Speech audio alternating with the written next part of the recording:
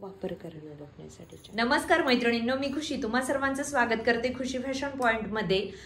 काठपदराची साडी असते किंवा आपली पैठणी वगैरे साडी असते तर तिला नेमका ब्लाउज कसा शिलाई करायचा किंवा त्याला काही युनिक अशी डिझाईन बनवायची असेल तर ती कशी बनवायची असा प्रश्न नेहमीच आपल्याला पडत असतो। आणि असा विचार करत करत शेवटी आपण तो काठ मागच्या बाजूला खालच्या बाजूला घेतो आणि ब्लाउज शिलाई करून देतो। पण आजच्या या व्हिडिओमध्ये मी बोटनेक ब्लाउज मध्ये काठापदराच्या साडीची पैठणी साडीची ब्लाउज डिझाईन सांगितलेली आहे आणि ती थोडी युनिक अशी डिझाईन आहे, तुम्ही कदाचित अजून बघितलेली सुद्धा नसेल। आणि हा हरतालिका स्पेशल ब्लाउज डिझाईन आहे। तर बघा मी तुम्हाला इथे डिझाईन दाखवते। मागच्या बाजूने बोटनेक घेतलेला आहे आणि त्याला अजून युनिक असा लुक यावा म्हणून इथं मणी मोत्याचे लटकन मी इथं वापरलेले आहेत आणि याची फिटिंग वगैरे सुद्धा खूप छान बसलेली आहे। या ब्लाउजची कुठेही चून किंवा गुडी वगैरे सुद्धा आलेली नाहीये। मलाही खूप छान वाटला हा ब्लाउज। ही डिझाईन बनवण्याची अगदी सोपी पद्धत मी इथं सांगितलेली आहे आणि त्याला थोडा क्रिएटिव्ह लुक दिलेला आहे। चला तर मग जास्त वेळ न घेता आजच्या व्हिडिओला सुरुवात करूया। त्यासाठी इथे बघा पाठीमागच्या भागाचा ब्लाउज पीस आणि अस्तर असा हा कट करून घेतलेला आहे। मागील भागाची उंची आपल्याला 13.5 तयार पाहिजे आहे। 14.5 वर त्याची कटिंग केली।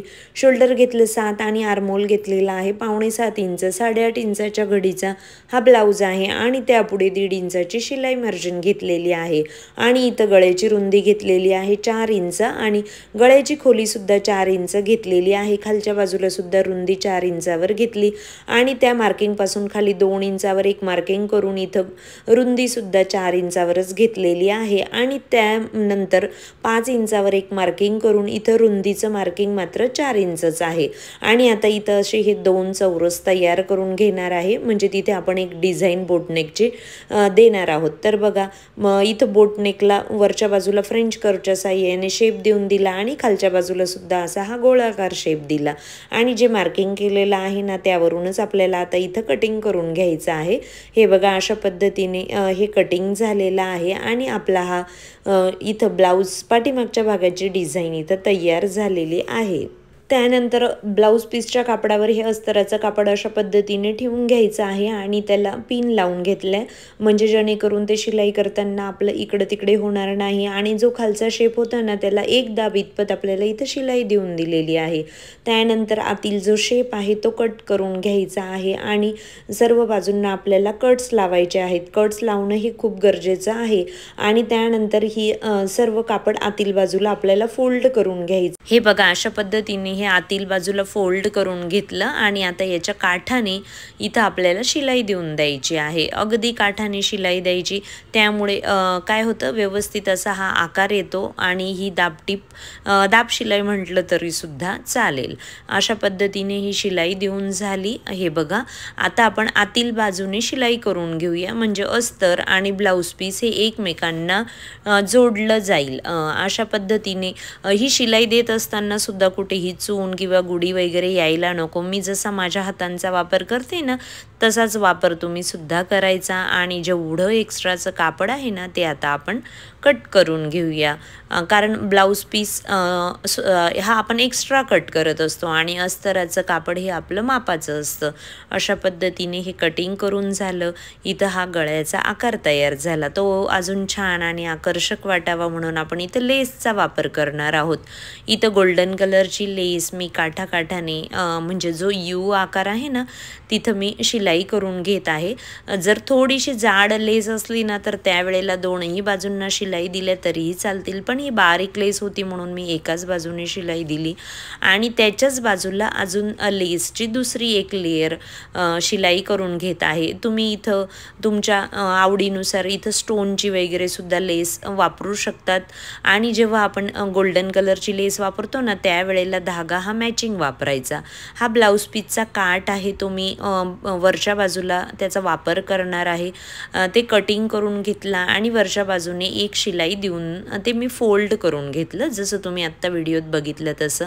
आणि बघा हा काठ आपण वरच्या बाजूला असा बरोबर डिझाईनच्या वरती ॲडजस्ट करायचा आणि इथून एक शिलाई देऊन द्यायची आहे। आपण नेहमी काठाचा वापर हा खालच्या बाजूला करत असतो, पण इथं मी डिझाईनमध्ये काठाचा वापर वरच्या बाजूला बाजूला केला आहे। खूप सुंदर अशी ही डिझाईन दिसते। घातल्यानंतर तुम्ही सुद्धा नक्की अशी ट्राय करून बघा।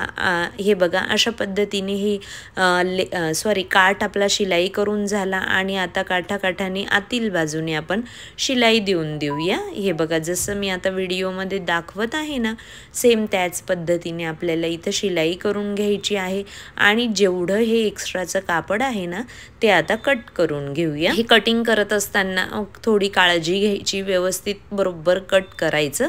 हे बघा अशा पद्धतीने छान वरच्या बाजूला काठ छान दिसत आहे। आता मागचा जो टक्स आहे त्याचं मार्किंग करून घेतलं, ते 3.5 इंचावर केलेलं आहे। कदाचित ही डिझाईन थोडीशी वरती असती तर मी 4 इंचावरही घेतलं असतं। असे छोटेसे बदल आपण करत जायचे, म्हणजे डिझाईननुसार इथं टक्सची जी लांबी आहे ती अर्धा इंचांनी मी कमी घेतली। त्यानंतर कमरेची पट्टी जोडण्यासाठी कापड एका बाजूने फोल्ड करून घेतला आणि पाठीमागच्या बाजूला एक दाब शिलाई एवढं अंतर घेऊन ते शिलाई करून घेतलं। त्यानंतर कापड पुढे करून दाब शिलाई दिली आणि जेवढी आपण पट्टी शिलाई केली ना ती आतील बाजूला शिवून घ्यायची। इथं कच्ची शिलाई द्यायची, कारण पाठीमागच्या भागाला मी हात शिलाई करत असते। आता वरती गळ्याची पट्टी जोडून घेऊया। गळ्याला पट्टी जोडत असताना ती नेहमी तिरकस कटिंग करायची, तिरकस धाग्यातच कटिंग करायची। हे बघा अशा पद्धतीने मी हे कटिंग करून घेतलेलं आहे आणि ही सुद्धा इथं एक दाब इतपत शिलाई मारून घेतली। त्यानंतर इथं आपल्याला कट्स लावायचे आहेत। मी इथं हे कट्स लावून घेतले आणि त्यानंतर आतील बाजूला ते कापड फोल्ड करून आपण असं हे शिलाई देऊन द्यायची आहे वरच्या बाजूने। जे आतलं कापड एक्स्ट्राचं आहे ना ते कट करून घ्यायचं। हे कट करत असताना काळजी घ्यायची की जेणेकरून आपलं जे ब्लाऊज पीस आहे तो म्हणजे कटिंग व्हायला नको। त्यानंतर ती पट्टी आतील बाजूला फोल्ड केली आणि वरच्या बाजूने एक मी कच्ची शिलाई देत आहे, कारण गळ्याच्या तिथे सुद्धा मी हात शिलाई करणार आहे, पण आता तात्पुरती इथं कच्ची शिलाई देऊन दिली। हे बघा अशा पद्धतीने आपला हा बोटनेक डिझाईन इथं तयार झालेली आहे। पण ते अजून आकर्षक वाटावं म्हणून मी इथं हे गोल्डन कलरचे लटकन वापरणार आहे। इथे टेपच्या साहाय्याने 1-1 इंचावर मी इथं मार्किंग करून घेतलेलं आहे। जवळपास 7 ते 8 मार्किंग आले आणि इथं हे लटकन असे आपल्याला शिलाई करून घ्यायचे आहेत। ते सुई दोऱ्याच्या साहाय्याने शिलाई करायचे आहेत। हे बघा अशा पद्धतीने इथं दिलेलंच आहे त्यांनी आपल्याला, म्हणजे सुई दोरा आपण यूज करून ते लटकन असं व्यवस्थित शिलाई करून घेऊ शकू। असं तुम्ही इथे जे आता दोरे गोंड्याचे दोरे येतात ना तर ते सुद्धा तुम्ही लावू शकतात, तेही छान दिसतात। आता सध्या जास्त ट्रेंड आहे, पण मला इथं ना हे म्हणजे गोल्डन कलरचेच हे लटकन लावायचे होते, त्यामुळे मी हे लावलेले आहेत। आणि आपण ह्या लेस काठ आणि असं हे लटकन लावून हा थोडासा क्रिएटिव्ह लुक दिलेला आहे। जनरली काठापदरच्या साडीला कशी ब्लाऊज डिझाईन घ्यावी हे आपल्याला नेहमीच प्रश्न पडत असतो, त्यावरचा हा एक छोटासा प्रयत्न। ही ब्लाऊज डिझाईन तुम्हाला आवडली का हे मला नक्की कळवा। काठापदरच्या साड्या जेव्हा कॉम्बिनेशनमध्ये असतात 2 कलरमध्ये वगैरे तर त्यावेळेला ही डिझाईन तर अजूनच आकर्षक आणि छान दिसते। तुम्ही सुद्धा नक्की असा प्रयत्न करून बघा। आणि बघा आपले इथे ही गोल्डन कलरचे लटकन शिलाई करून झाले। हे बघा छान सुंदर असा त्याचा फायनल लुक सुद्धा तुम्हाला इथे दाखवते। शिवाय हा ब्लाऊज फिटिंगलाही खूप छान बसला आहे आणि ही डिझाईनही छान दिसली। आजचा हा व्हिडिओ तुम्हाला कसा वाटला हे कमेंट करून मला नक्की कळवा। व्हिडिओ आवडला असेल किंवा जरी हेल्पफुल वाटला असेल तर लाईक करा। त्याचबरोबर चॅनलवर नवीन असणार तर असेच नवनवीन व्हिडिओ बघण्यासाठी चॅनलला सबस्क्राईब करा। चला तर मग पुन्हा भेटू नवीन व्हिडिओ सोबत, तोपर्यंत धन्यवाद। या ब्लाऊजच्या कटिंग आणि संपूर्ण शिलाईचा व्हिडिओ बघण्यासाठी इथं बाजूला दिलेल्या व्हिडिओवर क्लिक करा।